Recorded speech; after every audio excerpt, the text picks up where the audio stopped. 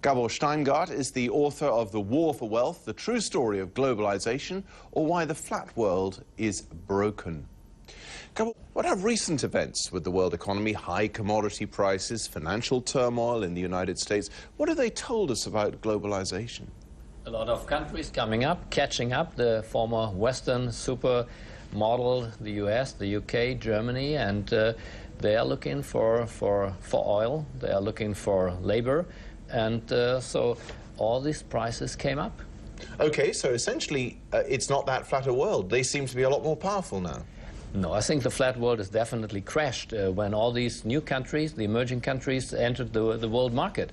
We had a flat world before. 500 workers in the Western countries were competing under the same set of rules and regulations. 500 million. 500 million yeah. Workers. I'm not talking about kids and grandmas, only workers. 500 million in the UK, Canada, US, Australia, Germany.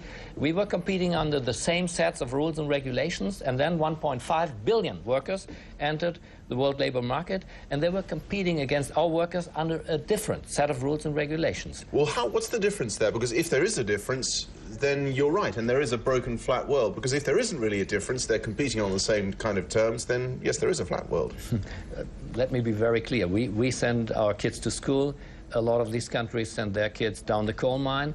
You put a guy with another opinion on the screen in your show, for example.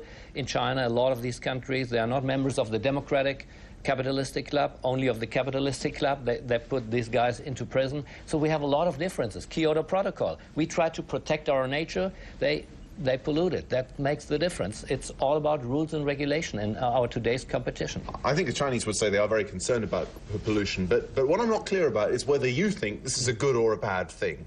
I think we have to understand globalization is not for good and not for bad. It's both. Unfortunately, it's not a unifying force. It's an extremely divisive one. So what do we do about it?